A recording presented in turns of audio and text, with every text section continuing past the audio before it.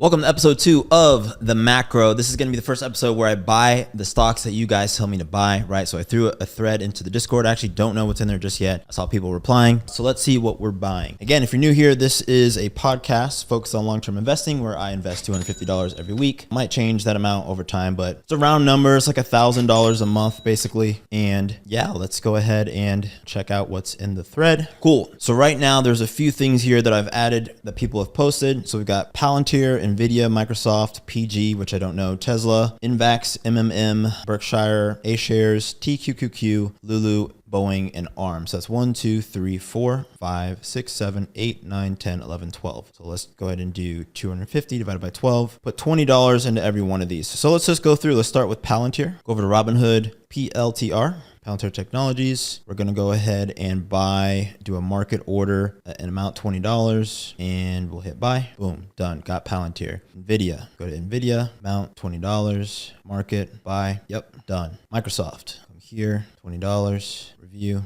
buy, done. PG. So why am I doing it like this? I really want to show you guys the power of holding things over time. I am going to have my own decision in this portfolio, so I'm not going to just buy things. This is Procter & Gamble, by the way, that everybody says, but I thought this would be a fun way to start. I do have my own long-term portfolio. So I chose $250 a month because it's a good amount, but also don't want to mess up my own kind of long-term goals, right? Tesla.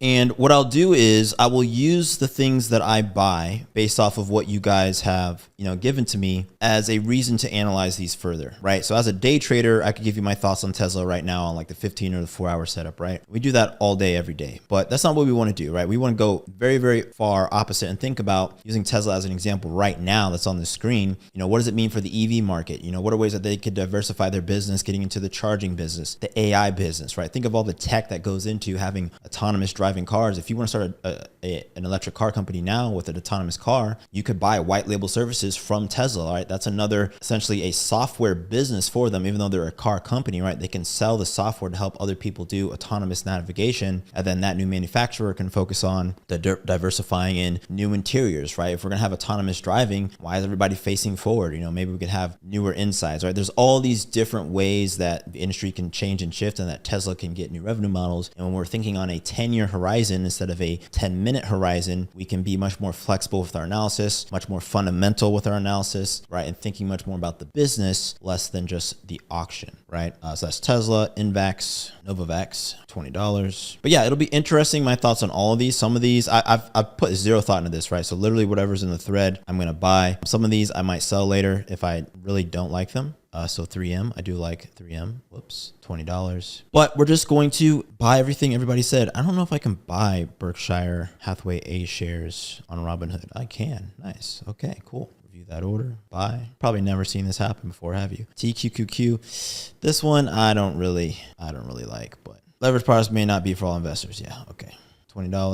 Look at the shares. You can see here this has shifted substantially. How do I switch to a bar chart on here? Is that even possible? Not sure. Buy. Okay. Lulu, $20. Buy. Okay. Got Lululemon. Boeing's another one. Wow. A lot that we could say about Boeing. I mean, long-term though. My quick thoughts on Boeing is that they are essentially a nationalized company, right? We don't like to think that we have nationalized companies in America, but I'll give you guys the real short version of that. Like, our market is not nearly as open and free as we like to imagine it is at all. Okay. There are a lot of levers getting pulled by the government, by institutions to make sure that it stays healthy, right? The most important thing about the market really isn't that it's a free market. It's that people can participate it and trust that they can participate in it on a long-term basis. Another way to say that is more important that everybody wants to be in the market more so than the market is free. Now that's my opinion. Now, the reason for that is because a truly free market can crash and have terrible outcomes. And so there's a spectrum of, too much intervention in the market, which is probably what we have recently, right? We have gross inflation because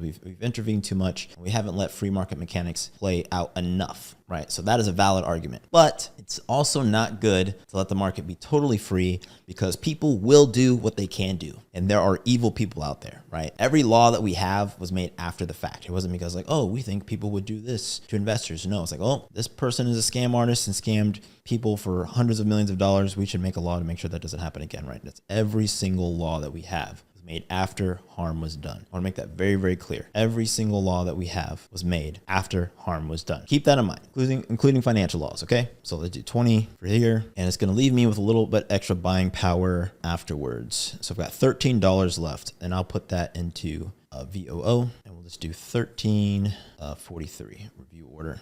Boom. Cool. So everything is invested. Let's take a look at my portfolio. I think I've never used Robinhood, so I have no idea how this works. And I still have like stuff in here from when I used it long time ago when I first started my channel, which is why I actually decided to use this. I thought it'd be interesting to come back to something that I used to use when we had the run up with GameStop way back in the day. But yeah, let's look here and see what do I have under money printers. Big stuff, weed, travel. Cool. So I need to organize this. How do I actually see what's in my portfolio? Here it is. Okay. So Apple, VOO, Tesla, Palantir, Nvidia, Microsoft, PG, Invax, 3M, Berkshire Hathaway, Levered Product, Lululemon, Boeing, and ARM, all in my portfolio. And current value of my portfolio, $362. So there was like $100 in there just left over. And we're going to do this every single week, guys. And what I'll do is I'll track the performance of this over time. It's currently Monday, April 22nd. So what I'll do is I'll build out a spreadsheet or something. I'm not sure, simple way. I'll come up with a tool actually where you can follow along. So this is what I want you to do if you've watched this video. I want you to go to your tool of choice. It doesn't have to be Robinhood. Robinhood is nice because it has fractional shares, but maybe, you can use M1 is an app I remember, which lets you like build buckets or portfolios of things. You can use Webull. You can use whatever it is. The application doesn't matter. And I might actually switch apps later. That could be a cool video to show you how to transfer money from one account to another. There's so much stuff we can do with this, but really this series is focused, and I'm doing this for you. This is for everybody. Okay.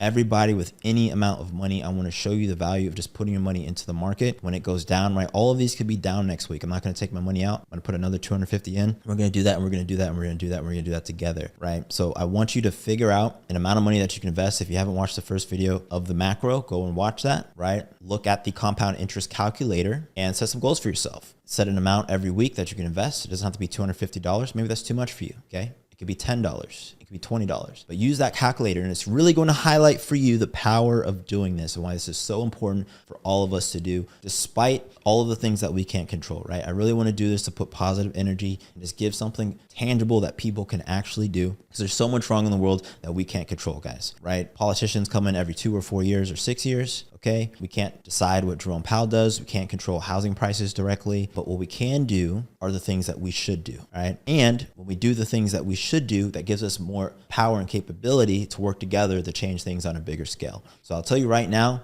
if you have aspirations to make society a better place, you're gonna have to start with yourself, right? You cannot pour from an empty cup. So let's fill into our own cup. Let's make sure that we're taking care of ourselves. Make sure that we're taking care of our peers, our family, and then you can start worrying about the country and society at large. Okay. Anyways, I'll get off of my little tangent here, but again, this is a podcast, so this is why I made this, so I can just talk about this stuff more freely and in general. Quick little wrap up too. So something else I want to do for every one of these videos is just, what do I think about the market as a whole? So right now, we have an interesting time. Macro, we have an election coming up this fall. Okay. Closer term for all of my traders here. Shout out to you. Welcome to the macro. Near term, sell off. We were at all-time highs. Bitcoin was at all-time highs.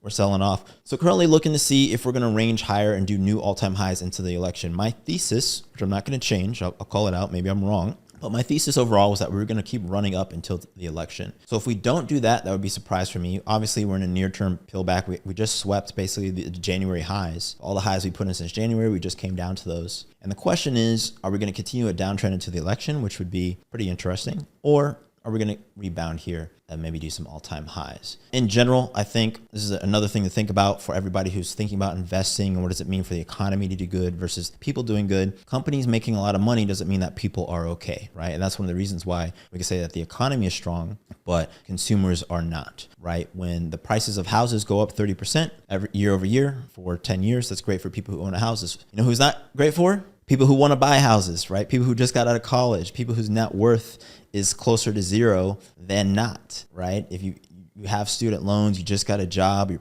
paying off your student loans, you're paying off your car. Even if your parents gave you a little nest egg, right? Which is great. We shouldn't be mad at people whose parents set money aside for them, right? Those parents didn't spend that money on themselves. They set it aside for the next generation, right? Shouldn't be mad at those people, but it's tough for them too, right? Inflation has been nuts. 30% year over year increase has been nuts. So the housing market is cooling off, which I love to see. All my real estate friends are freaking out, which I love to see. I hate real estate agents in the industry in general, but I digress. Point is, in the macro, there's a lot. We're in shifting times for sure. We are in shifting times. We've been in a very nice uptrend for a while, last few years. We are in a changing environment. And one of the things when you're in a changing environment is that it's going to be hard to kind of see around the corner. So you kind of want to look and see, like, what are the signals? What are the obvious signals? Are there any stocks that are changing direction quickly? Are there any industries like AI that we should be thinking or leveraging really big into? I didn't buy any AI stocks now. Microsoft, you could say. I like Microsoft for that reason. Early leader in AI, but should we be triple dipping into AI, right? Those are things to think about in the macro, long term, 10 years, 20 years. Okay. Go look at any stock chart, go 10 years, 20 years back. Going up. But yeah, thanks for subscribing to the macro. If you want to learn how to trade, check out the rest of the content on my channel. I do have a trading community and thinking about doing some other stuff for this, but we're going to let this grow over time so I don't stretch myself too thin. In any case, I want to hear about your investing journey. I want to hear about it. Okay, seriously, I want to hear about it. I want to see that you started. Maybe you've already started. I want to see where you're going. Maybe this gave you permission, to keep doing it if you were scared and you're worried about it. If you have questions about things like index funds, we'll talk about that. I'll talk about that in my next video. Why did I buy VOO in this? What is an index fund? Why are they useful? Why is investing in the S&P 500, the strongest economy in the world? Why is that such a good idea in general based off of, recent history and that data that we have available, all of these concepts. So no question is a bad question. If you feel like it's a dumb question, then that's a question that you should ask so that we can fill in that knowledge gap for you. In any case, my name is Forrest. I invest in stuff. You should too. See you in the next video. Peace.